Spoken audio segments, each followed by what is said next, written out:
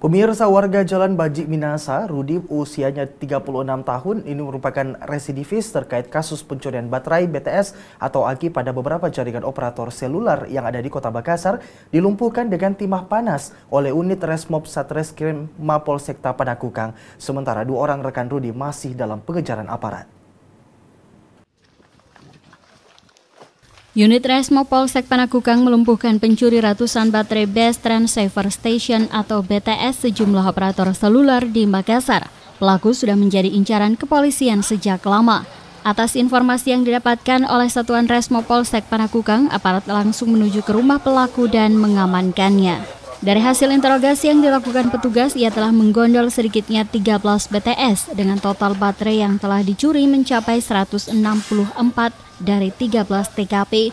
Rudi mengaku melakukan aksinya saat malam hari bersama 2 temannya yang saat ini masih buron, yakni Musbah dan Beceng. Pelaku dilumpuhkan dengan timah panas setelah diberi tembakan peringatan oleh petugas lantaran berusaha kabur saat dilakukan pengembangan. Selanjutnya, pelaku dilarikan ke Rumah Sakit Bayangkara setelah terkena luka tembak di kaki sebelah kanan. Baterai yang dicuri oleh pelaku dijual ke sejumlah tempat dengan harga murah. Akibat perbuatan pelaku ini, kerugian ditaksir mencapai ratusan juta rupiah. Bahkan akibat aksi yang dilakukannya sering mengakibatkan sinyal telepon seluler bermasalah. Dari Makassar, Aksa Arsyad, GoTV memberitakan.